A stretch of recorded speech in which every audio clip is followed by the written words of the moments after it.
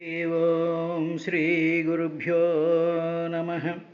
కమలజుమతయై సురనికాయ సమంచిత సేవ్యమానయై కమలదళాభనేత్రములు కల్గి హృదీశ్వర భక్తి నొప్పు అక్కమల నిజాంక పీఠమునుగై కొనియొత్తు పరేషు జానుయుగ్మము హృదయారవిందమున మక్కువ చేర్చి భజింపగాదగొన్ చారు విహంగవల్లభు భుజంబుల మీద విరాజమాన సుశ్రీరుచినుల్లసిల్లి అతసీ కుసుమద్యుతి చలనొప్పు పంకేరుహనాభు ఊరువల కిల్బిష భక్తి భజించి మానసాంభోరుహమందు నిల్పదగుబో మునికోటికి అంగనామణి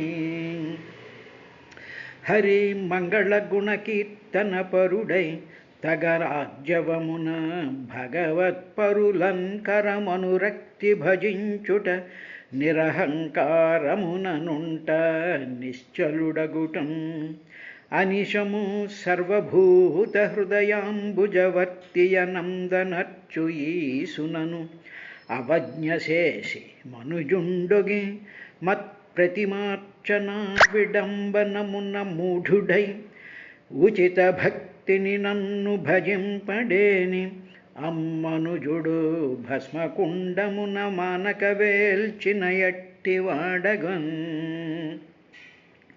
తలప బ్రాహ్మణులు ఉత్తములు వారి కంటెను వేదవేత్తలు వేద విధుల కంటె విలసిత వేదార్థ విధులు వారల కంటే సమధిక శాస్త్ర సంశయము మాన్పు మీమాంసకులు మరి మీమాంసకుల కంటే నిజ ధర్మ విజ్ఞాన నిపుణులు అరయ వారి కంటెను సంగవర్జిత చిత్తులు తగ వారి కంటే సద్ధర్మపరులు ధార్మికుల కంటే ఉత్తమోత్తముడు వినుము మత్సమర్పిత సకల ధర్మస్వభావ మహిమములు గల్గి ఇతర ధర్మములు విడిచి సమత వర్తించున పుణ్యతముడు ఘనుడు మగువా విను సుఖహేతుక మగు అర్థము దొరకమికి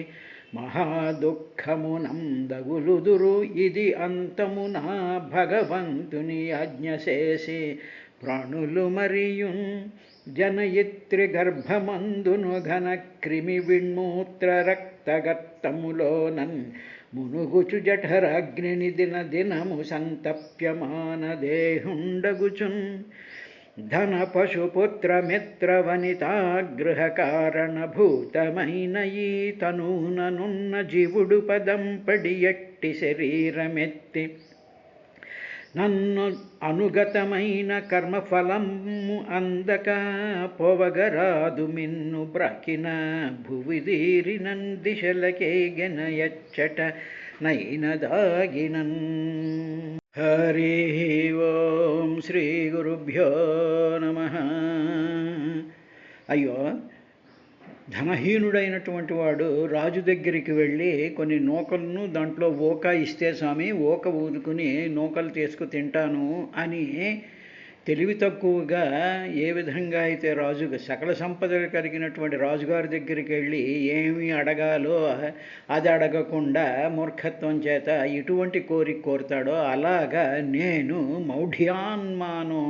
మౌఢ్యుని మూర్ఖంగా నాకేదో ఉన్నత పదం కావాలి అని కోరుకున్నాను అని చెప్పి ధ్రువుడు చాలా బాధపడ్డాడయ్యా అన్న తరువాత మైత్రేయ మహర్షి విదురుడితో ఈ విధంగా సంభాషణ ప్రారంభించాడు అని చెప్తూ మైత్రేయ ఉవాచ నవై ముకుందస్య పదారవిందయో రజోజుషస్తాత భవాదృశా జనాః వాంఛంతి తద్దాస్యమృతేర్థమాత్మనో యదృచ్ఛయా లబ్ధమనః సమృద్ధయః.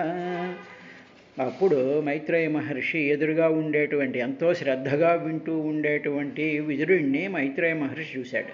ఆ విదురుడు వింటూ ఉండేటువంటి సందర్భంలో విదురుడి మనసు అంతా కూడా ఆ ధ్రువుడితోనూ ఎదురుగా ప్రత్యక్షమైనటువంటి ఆ శ్రీమన్నారాయణుడి యొక్క పాదార విందాల మీద తన మనసు హృదయం పెట్టేసేసి కన్నీటితో పులకించిపోతూ ఉండేటువంటి ఆ విదురుణ్ణి ఈ 36వ శ్లోకంలో మైత్రేయ మహర్షి ఆయన్ని చూసి, ఆ భక్తుడి యొక్క స్థితిని చూసి, తాత వత్స ముకుందస్య అంటే మోక్షం ఇచ్చేటువంటి వాడిని ముకుందుడు అంటారు. ఆ శ్రీహరి పద అరవిందయోహో పద్మాల వంటి ఆ పాదాలను, ఆ పాదాలకు ఉండేటువంటి రజహ జుషహ, రజహ అంటే ఆ పాదధూళిని, జుషహ అంటే సేవించడం అన్నమాట. ఆ పాదధూళిని తీసుకొని కళ్ళకు అద్దుకొని తల మీద వేసుకొని ఇంత నోట్లో వేసుకొని ఆ పాదధూళిని అంతటినీ కూడా మైమరిచిపోతూ విభూతి రాసుకున్నట్టుగా సేవించేటువంటి రజహజుష.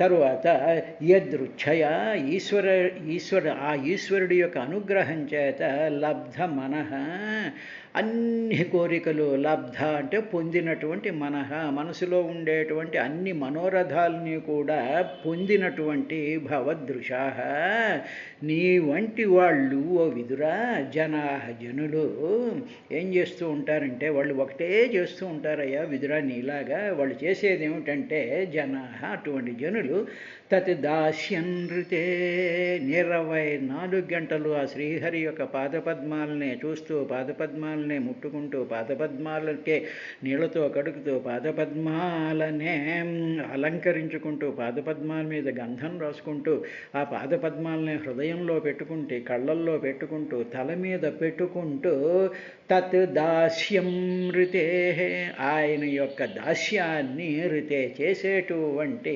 ఆత్మనః, అలా చేసేటువంటి నీ వంటి వాడు భవాదృశాః, నీ వంటి వారు ఆత్మనః తన కోసం అని చెప్పి అర్థం నవైవాంఛతి, ఎప్పుడు కూడా వాళ్ళ యొక్క స్వప్రయోజనం, నాకు ఏదో ఇల్లు కావాలి, అది కావాలి, ఇది కావాలి, నేను సుఖంగా ఉండాలి అనేటువంటి అర్థం, ఆత్మనః అర్థం, తనకు సంబంధించినటువంటి, తన దేహానికి సంబంధించినటువంటి, తన చుట్టూ ఉండేటి వాళ్ళకు సంబంధించినటువంటి ఆత్మనః అర్థం నవైవాంఛతి, వాళ్ళు ఏమీ కోరుకోరు.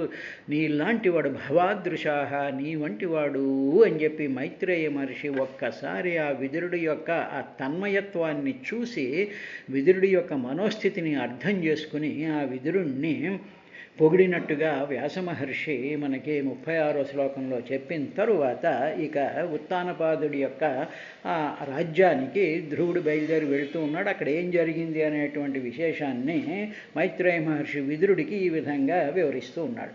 ఆకర్ణ్యాత్మజమాయాంతం సంపరేత్య యథాగతం రాజా న శ్రద్ధదే భద్రమభద్రస్య కుతో మమ. పాపం ఉత్తానపాద మహారాజు పాపం, అయ్యో పిల్లవాడు వెళ్ళిపోయాడు, ఏపులో తినేసే ఉంటుంది అని చెప్పి ఎంతో ఇంకా దుఃఖంతో రాజ్యభార్యలను వదిలేసి, భార్యల గురించి కూడా ఏమీ పట్టించుకోకుండా ఏకాంతంలో అలా దుఃఖిస్తూ ఉండేటువంటి సందర్భంలో నారదుడు వచ్చి ధ్రువుడి యొక్క గొప్పతనం అని చెప్పి వాడు తిరిగి వస్తాడులే, నువ్వేం కంగారు పడకు అని చెప్పి వెళ్ళిన తరువాత కూడా ఆకర్ణ్యాత్, ఈ లోపల కొంత వాళ్ళకి రాజకీయాలకి గూఢచారులు ఉంటారు కాబట్టి ఆ గూఢచారులు మొత్తం అంతా దేశం అంతా పంపించడంలో ధ్రువుడు వస్తున్నాడు అనేటువంటి ఆకర్ణ్య ఆత్మజాం ఆయాంతం, వస్తున్నాడు అనే సంగతి వాళ్ళు చెప్పినా కూడా నశ్రద్ధదే, నమ్మకం కుదరలేదు. నమ్మకం కుదరకుండా ఏమనుకున్నాడంటే సంపరేత్య ఆగతం యథ, మరణించే ఉంటాడు. సంపరేత్య అంటే మరణించాడు అని అర్థం అన్నమాట. ఆ మరణించినటువంటి వాడు ఆగతం యథ, వస్తాడా ఎక్కడైనాను అని లోపల ఆ బాధతో ఆయన అలా అంటూ ఇంకా నమ్మలేదు. వాళ్ళు చెప్పిన నిజమేనా వస్తున్నాడా అని వాళ్ళనంతటినీ కూడా 10 సార్లు అడిగి నమ్మకం కుదరకుండా ఇంకా ఆయన ఏమనుకున్నాడు, అభద్రస్య మమ భద్రం కుతః, నాలాంటి దౌర్భాగ్యుడికి అభాగ్యుడికి అభద్రస్య ఏ మంగళ భావంలో లేనటువంటి అభాగ్యుడైనటువంటి నాలాంటి మమ నాకు భద్రం, నాకు భాగ్యం కుతః ఎక్కడిది, నా కొడుకు ఎక్కడొస్తాడు అని చెప్పి పాపం ఉత్తానపాద మహారాజు ఎంతో బాధపడిపోతూ ఉండేటువంటి సందర్భంలో అప్పుడు శ్రద్ధాయ వాక్యం దేవర్షేర్హర్షవేగేన ధర్షితః, ఎప్పుడైతే మానవుడు బాధపడుతూ ఉంటాడో, ఎప్పుడైతే శోకంలో ఉంటాడో, ఎప్పుడైతే చింతల చేత కుమిలిపోయి డౌన్ అయిపోతూ ఉంటాడో, అటువంటి పరిస్థితిలో నారదుడి యొక్క బోధ, నారదుడి యొక్క అంటే నారం దదాతి అంటే భగవత్ సంబంధమైనటువంటి జ్ఞానం అనేటువంటిది ఒక్కసారి మన మనసులో నుంచి బయటకు వస్తుంది. ఆ విధంగా శ్రద్ధాయ వాక్యం దేవర్షేర్ హర్షవేగేన దర్శిత. అప్పుడు వెంటనే నారదుడు అంతకుముందు 6 నెలల క్రితం చెప్పినటువంటి ఆ మాట ఆయన గుర్తుకొచ్చి వేగేన దర్శిత, హర్షం వస్తున్నాడు. నిజమే, నారద మహర్షి చెప్పాడుగా, నీ కొడుకు వెనక్కి వస్తాడయ్యా బాబు, నువ్వేం కంగారు పడకు అని చెప్పాడు కాబట్టి హర్షవేగేన దర్శిత, మంచి హర్షంతో చాలా వేగంగా చాలా శరీరం అంతా కూడా కంపించిపోతూ ఉండేటువంటి ఆ సందర్భంలో ఆ వార్త తెచ్చినటువంటి వార్తాహర్తురతి ప్రీతో హారం ప్రాదాన్ మహాధనం. వెంటనే చాలా మహాధనం, చాలా విలువైనటువంటి ఆ ఒక హారాన్ని, హారం ప్రదాత్ ఎవరికి? ఆ వార్తాహరుడికి. ఆ వార్తాహరుడికి చాలా ప్రీతితో ప్రాణం నిలబెట్టావు అన్నట్టుగా, నాకు ప్రపంచంలో ఎంతకన్నా మించినటువంటి వార్త లేదు అనేటువంటి మహత్తరమైనటువంటి ఆ హర్ష పులకాంకిత దేహంతో ఈయన ఉత్తానపాద మహారాజు ఓ విధురా ఊగిపోయి చాలా గొప్పదైనటువంటి హారాన్ని ఆ వార్తాహరుడికి ఇచ్చాడయ్యా. ఇచ్చిన తరువాత వెంటనే ఆ ధ్రువుడికి స్వాగతం చెప్పడం కోసం అని చెప్పి సదశ్వం రథమారుహ్య కర్తస్వర పరిష్కృతం బ్రాహ్మణై కులవృద్ధైశ్చి పర్యస్తోమాత్యబంధుభిః శంఖదుందుభినాదేన బ్రహ్మఘోషేణ వేణుభిః నిశ్చక్రామ పురాతూర్ణమాత్మజాభీక్షణోత్సుకః. అందులోనూ కూడా వస్తున్నటువంటి ధ్రువుడు ఎవరు అంటే సాక్షాత్తు దేవర్షి అయినటువంటి, సాక్షాత్తు నారాయణ స్వరూపుడైనటువంటి నారదుడి చేత ఓం నమో భగవతే వాసుదేవాయ మంత్రోపాసన 7 రాత్రాలు 6 దివారాత్రాలు 6 నెలల పాటు ఉపాసించి భగవత్ సాక్షాత్కారం పొంది భగవత్ పాదాలు పట్టుకుని భగవంతుణ్ణి చూసి కన్నీరుతో పులకింగాంకిత దేహుడైపోయి శ్రీహరిని గట్టిగా కౌగులించేసుకుని ముద్దు పెట్టేసేసుకుని ఆ గరుత్మంతుడి యొక్క మహాదర్శనాన్ని పొందినటువంటి అత్యున్నతమైనటువంటి స్థానానికే అధీసుడైనటువంటి ధ్రువుడు వస్తూ ఉండేటువంటి ఆ వార్త.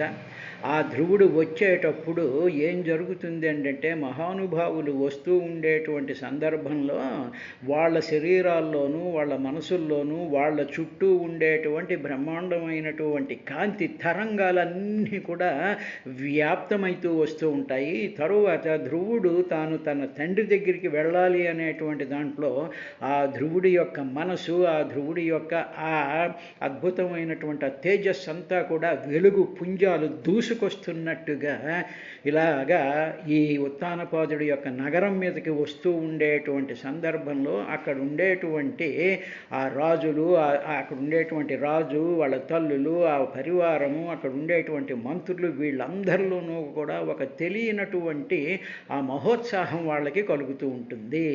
ఇది మనం గమనించవలసినటువంటి విషయం. సదాశ్వం రథమారుహ్య సత్, మంచి గుర్రాలతో కట్టిబడినటువంటి కర్తస్వర పరిష్కృతం, బంగారం చేత బాహుగా అలంకరించబడినటువంటి రథం ఆరుహ్య, రథాన్ని ఎక్కేసేసి ఆత్మజ అభిఈక్షణ ఉత్సుక, ఆత్మజ తనకు పుట్టినటువంటి కొడుకుని అభిఈక్షణ చూడాలి, ఆ ముఖాన్ని చూడాలి అనేటువంటి మహోత్సాహంతో ఈయన ఏం చేశాడని మహారాజు బ్రాహ్మణై కులవృద్ధై అమాత్యబంధుభి పర్యస్త, వెంటనే ఈ రాజుగారు ఉత్సాహాన్ని చూసి ధ్రువుడు లాంటి మహానుభావుణ్ణి చూడడం కోసం అని చెప్పేసేసి బ్రాహ్మణులు కులవృద్ధై, వాళ్ళ కులంలో ఉండేటువంటి పెద్దలతోనూ, తర్వాత రాజుగారికి ఉండేటువంటి అమాత్యులతోనూ, వాళ్ళ యొక్క బంధువులతోనూ చుట్టూ చేరి మహారాజా ధ్రువుడొస్తున్నాడు, శ్రీమన్నారాయణ్ణి చూశాడు, ఎంతటి మహానుభావుడు, అటువంటి మహానుభావుణ్ణి నువ్వు కన్నావు అన్నట్టుగా వీళ్ళందరూ కూడా ఆయన్ని చుట్టి, ఆ రథాన్ని చుడుతూ ఉండేటప్పటికీ అందరిలోనూ తెలియనటువంటి ఉత్సాహంతో శంఖదుందుభినాదేన బ్రహ్మఘోషేణ వేణుభిః పురాతూర్ణం నిశ్చక్రామ. వెంటనే శంఖ నినాదాలు, రకరకాలైనటువంటి వాయిద్యాలతో ధ్వనితో బ్రహ్మఘోషేణ, ఎందుకంటే సాక్షాత్తు యజ్ఞపురుషుడైనటువంటి వాడు, వేదపురుషుడైనటువంటి వాడు, వేదమూర్తి అయినటువంటి ఆ మహానుభావుణ్ణి కౌగులించుకుని ముద్దు పెట్టుకుని ఆ తేజస్ అంతటినీ కూడా తన శరీరంలో నింపుకు వస్తున్నటువంటి ధ్రువుణ్ణి చూడడం కోసమని చెప్పి బ్రహ్మఘోషేణ అక్కడ ఉండేటువంటి విప్రోత్తములందరూ కూడా వేదఘోష చేస్తూ ఉంటే చల్లనైనటువంటి వేణుభిః, చల్లనైనటువంటి మధుర స్వరాలతో, వేణునాదంతో పురాతూర్ణం నిశ్చక్రామ. ఈ ఉత్తానపాద మహారాజు ఆ ధ్రువుణ్ణి ఆహ్వానించడం కోసం బయలుదేరి వెళ్ళారయ్యా. అలా వెళ్ళిన తర్వాత వెనకాల రథంలో సునీతి సురుచిశ్చాస్య మహిష్యౌ రుక్మభూషితే ఆరుహ్య శిభికాం సార్ధం ఉత్తమేనాభిజగ్మతు. ఇంకా అస్య ఆ మహారాజుకి మహిష్యౌ పట్టమహిషులు ఆగు సునీతి సురుచి, సునీతి సురుచి కూడా రుక్మభూషితే. వెంటనే వస్తున్నటువంటి వాడు మహానుభావుడైపోయాడు. ఆ శ్రీ మహావిష్ణువునే కౌగలించుకున్నటువంటి వాడు, ఆ కౌగలింతలో ఆ తులసిమాలల యొక్క ఆ కౌస్తుభమణి యొక్క, వనమాలికల యొక్క, లక్ష్మీదేవి యొక్క ఆ స్పర్శ చేత పిల్లవాడి యొక్క దేహం ఎంతలా వెలిగిపోతూ ఉంటుందో, ఆ మనసు ఎంత ఉత్సాహభరితంగా ఉంటుందో అనుకుని వీళ్ళందరూ కూడా ఇంకా పరమాత్మని చూసినటువంటి వాడి కోసం మామూలుగా కాకుండా రుక్మభూషితే మంచి మంచి బంగారు ఆభరణాలన్నీ కూడా ధరించి వెళుతూ ఉంటే ఆ ధ్రువుడి యొక్క చూపు తల్లులు ధరించినటువంటి ఆ బంగారు ఆభరణాల మీద పడితే, పరమాత్మను చూసినటువంటి చూపులు మన ఆభరణాల మీద కానీ పడితే మన ఆభరణాలకే ఆభరణాలయ్యేంత మహాశక్తి కూడా కుదురుతూ ఉంటుంది. కాబట్టి మనం మంచి విలువైనటువంటి వస్త్రాలు, చీరలు అవి ఇవి కట్టుకుని భగవంతుడి దగ్గరికి వెళ్ళినప్పుడు, స్వామి మేము వేసుకున్నటువంటి ఈ దుస్తులు, ఈ ఆభరణాల వైపు నువ్వు చూస్తే ఈ ఆభరణాలకే తేజస్సు వచ్చి అది మా ఆభరణాలు విలువను పెంచుతుంది అని చెప్పి మనము మంచి బట్టలు కట్టుకుని గుడికి వెళ్తాం. కానీ ఫోటోలు తీయించుకోవడానికి పక్కన అటు ఇటు ఫోటోలు తీయించుకోవడానికని మాత్రం అనుకుంటే ఆ నగలన్నింటినీ కూడా మళ్ళీ మెరుపులు కంసాలాడి దగ్గరికి వెళ్ళి మెరుపులు పెట్టించుకోవాల్సి వస్తుంది. మనం కట్టుకున్నటువంటి వలువలు కానీ ఆభరణాలు కానీ భగవంతుడికి స్వామి నువ్వు చూసి వీటి విలువ పెంచు, అది ధరించినటువంటి నాకు సరైనటువంటి జ్ఞానం ఇయ్యి అని చెప్పి మొక్కుకోవడానికి మనం వెళ్ళాలి. పట్ట మహిష్యౌ రుక్మభూషితే ఆరుహ్య శిబికాం. ఈ మహారాణులు కాబట్టి వాళ్ళు శిబికాం పల్లకీల్లో వాళ్ళు సార్ధముత్తమైన అభిజగ్మతు ఆరుహ్య ఎక్కి ఎదురుగా కొడుకు కదా కాబట్టి అభిజగ్మతు గబగబా ధ్రువుడికి ఎదురుగా వెళ్ళారయ్యా వీళ్ళు. అలా వెళ్ళినటువంటి ఆ తర్వాత ఇంకా ఏం జరిగింది అనేటువంటి విషయాన్ని చెప్తూ ధ్రువుడి గురించి మైత్రేయ మహర్షి విదురుడితో తం దృష్టోపవనాభ్యాస ఆయాంతం తరసారథాత్ అవరుహ్య నృపస్తూర్ణమాసాద్య ప్రేమవివ్వలః పరిరేభేంగజం దోర్భ్యాం దీర్ఘోత్కంఠమనాశ్వసన్ విశ్వక్సేనాంఘ్రి సంస్పర్శ హతా శేషాఖబంధనం. ఇప్పుడు ఈ సర్వవ్యాపకుడైనటువంటి వాడు, ఆత్మస్వరూపమైనటువంటి వాడు, విరాట్ స్వరూపుడైనటువంటి వాడు, వేదస్వరూపుడైనటువంటి వాడు, యజ్ఞస్వరూపుడైనటువంటి వాడు, సత్యం జ్ఞానం అనంతం బ్రహ్మ నిత్యశుద్ధ బుద్ధ ముక్త స్వభావుడైనటువంటి ఆ శ్రీహరి యొక్క పాదాలని చక్కగా స్పృశించడం వల్ల ఓ విదురా ధ్రువుడి యొక్క పాపబంధాలన్నీ కూడా తొలగిపోయాయి. అలాగ తొలగిపోయి పరమ పవిత్రమైపోయి తేజస్సుతో వెలిగిపోతూ ఉండేటువంటి ఆ ధ్రువుడు తన పుత్రుడు వస్తున్నాడు అనేటువంటి అనుకుంటూ ఉత్తానపాద మహారాజు అక్కడ ఆయన వచ్చేటువంటి మార్గంలో ఉండేటువంటి ఉద్యానవన సమీపంలో ఆ వస్తున్నటువంటి ధ్రువుణ్ణి చూశాడు. చూసిన వెంటనే ఆయన మనస్సంతా కూడా చాలా కాలం నుంచి ఏమైపోయాడు అనేటువంటి ఆ పరిపూర్ణమైనటువంటి పుత్ర విరహంతో వేగిపోతూ ఉండేటువంటి ఆ మహారాజు అలాగా కంపించిపోతూ ఉన్నాడయ్యా. వెంటనే ధ్రువుణ్ణి ఎప్పుడైతే ఆ ఉద్యానవన సమీపంలో చూశాడో ఠపీమని రథం మీద నుంచి దిగిపోయి వెళ్ళి ఓ పక్కన కన్నీరు కారిపోతూ ఉంటే నిట్టూర్పులు విడుస్తూ ఉంటే వెళ్ళి ఆ ధ్రువుణ్ణి గట్టిగా భుజాలతో కౌగిలించేసుకున్నాడయ్యా తండ్రి అని మైత్రేయ మహర్షి ఆ మహాభక్తుడి యొక్క సమాగమం, తండ్రి యొక్క వాళ్ళిద్దరి యొక్క సమాగమాన్ని ఆయన వర్ణించాడు. తం దృష్టోపవనాభ్యాస ఆయాంతం తరసారథౌ అవరుహ్య నృపస్తూర్ణమాసాద్య ప్రేమ వివ్వలః విశ్వక్సేనాంఘ్రి సంస్పర్శ హతాశేషాఘబంధనం విశ్వక్సేన అంఘ్రి సంస్పర్శ హత అశేషబంధనం. సర్వవ్యాపకుడైనటువంటి విశ్వక్సేనుడే సేనానాయకుడిగా కలిగినటువంటి శ్రీహరి యొక్క అంఘ్రి సంస్పర్శ, ఆ అంఘ్రులను సంస్పర్శించినటువంటి ధ్రువుడి యొక్క అశేష అఘబంధనం, ఇక ఏ పాపములు లేనటువంటి అఘాలన్నీ కూడా విడిపోయినటువంటి ఆ పిల్లవాడిని ఆ వస్తున్నటువంటి ఆ అంగజం పుత్రుడైనటువంటి ధ్రువుణ్ణి ఉపవన అభ్యాసే, ఉపవనం దగ్గరికి అక్కడ ఉండేటువంటి ఆ వనం దగ్గరికి వచ్చేటప్పటికీ ఉత్తానపాద మహారాజు దృష్ట్వా ప్రేమ విహ్వల, చూచి ఇంకా ప్రేమతో విహ్వలమైపోయి ఏం చేస్తున్నాడో తెలియక కళ్ళమటి నీళ్ళు వచ్చేస్తూ ఉంటే ఆ పొరలు అడ్డంగా వస్తూ ఉండేటప్పటికీ నృపః మహారాజు తరసారథాత్ అవరుహ్య, వెంటనే ఇంకా చూడడం ఏమిటి ఠపీమన రథం మీద నుంచి అవరుహ్య కిందకి దిగి తూర్ణం గబ ఆసాద్య సమీపించే ధ్రువుని దగ్గరగా వచ్చేసేసి ఏం చేశాడు అంటే దీర్ఘ ఉత్కంఠమనాహ, చిరకాలం నుంచి ఉత్కంఠతో వెళ్ళి చూస్తూ ఉండేటువంటి మనసు కలిగినటువంటి ఆ ఉత్తానపాద మహారాజు శ్వశం నిట్టూర్పులు విడుస్తూ దోర్భ్యాం పరిరేభే, రెండు చేతులతోనూ గట్టిగా కౌగిలించేసుకున్నాడయ్యా విదురా అన్నాడు.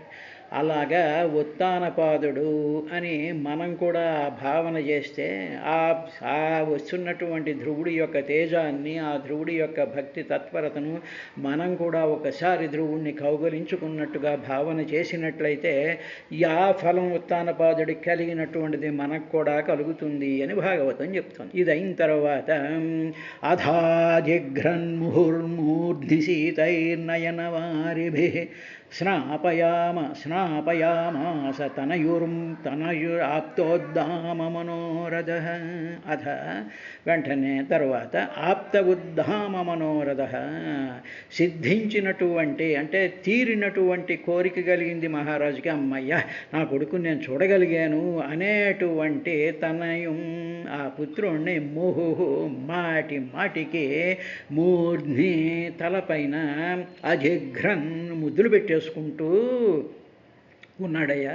అలా ముద్దు పెట్టేసుకుంటూ ఉండేటప్పటికీ ఏమిటి జరుగుతోంది అంటే సీతై నయనవారిభిః స్నాపయామాస, వెంటనే కన్నీటి నీరు మాత్రం ఆగకుండా కన్నీరంతా కూడా ధ్రువుడి యొక్క తల మీద నుంచి చల్లనైనటువంటి ఆ కన్నీరు ధ్రువుడి తలనంతా కూడా తడిపేసేటువంటి విధంగా అభిషేకం చేశాడా అన్నట్టుగా చేశాడు. ఇప్పుడు ఇక్కడ భగవంతుణ్ణి చూసినటువంటి ధ్రువుడిని తండ్రి ఏం చేశాడు అంటే చల్లనైనటువంటి ఉద్వేగంతో, హర్షంతో, వాత్సల్యంతో, ప్రేమతో ఊరిపోతూ ఉండేటువంటి కన్నీటితో అభిషేకం చేశాడయ్యా. భక్తుడికి మనం కన్నీటితో అభిషేకం చేయాలి. కళ్ళల్లో నుంచి వస్తున్నటువంటి చూపులనేటువంటి పువ్వులతో అలంకరించాలి. తరువాత అటువంటి మహాభక్తుడి యొక్క ఆ స్పర్శను మనం కౌగిలి ద్వారా పొందాలి. పొందితేనే అప్పుడు వారి యొక్క అనుభవంలో కొంతైనా మనకి కలుగుతుంది. కాబట్టి భగవంతుడికి అభిషేకం అంటే ఏమిటంటే ఎవరో నీళ్లు పట్టుకొస్తే, కుళాయి నీళ్లు పట్టుకొస్తే పైన దెమ్మరించేయడం కాదు, మనసుతో చెయ్యాలి. ఇవి మనలాంటి వాళ్ళు ఏం చేయాలి అంటే ఏదో గొళ్ళల్లోనో 10 మందిలోనో చేసేటువంటిది కాదు. ఇంట్లో ఏకాంతంగా ఈ దృశ్యాలని మనం మనసులో పెట్టుకుని, ఏ కృష్ణుడో మన హృదయంలో ఉన్నాడు అనుకుని, స్వామి నాకు కన్నీరు తెప్పించు, నీకు అభిషేకం చేయాలనుంది అనేటువంటి భావంతో మనము ఆ అనుభూతిని చెందడానికి ఆలోచన ద్వారా, భావం ద్వారా చెందడం అనేటువంటిది ఎవరైనా చెయ్యొచ్చు. ఇందులో పెద్ద గొప్ప విశేషం అంటూ ఏమీ లేదు. దీనికి ఏమి తపస్సులు, సాధనలు, ప్రదక్షిణలు, ఈ పారాయణలు చేయక్కర్లేదు. ఇటువంటి ప్రేమ అనేటువంటి ప్రతి తల్లి హృదయంలోనూ ఉంటుంది, ప్రతి మానవుడి హృదయంలోనూ ప్రేమ ఉంటుంది. వాని పిల్లల్ని చూసినప్పుడు, మనకు ఫ్రెండ్స్ని చూసినప్పుడు మనకి ఆ ఆర్తి, ఆ భావం కలుగుతుంది. దానిని ఈ విధంగా పరమాత్మ మీద పెట్టాలి అని చెప్పి ఈ శ్లోకాన్ని మనం ఆ విధంగా అన్వయించుకోవాలయ్యా అన్నాడు. అన్న తరువాత ధ్రువుడు ఏం చేశాడు అనేటువంటి విషయాన్ని రేపటి కార్యక్రమంలో చూద్దాం.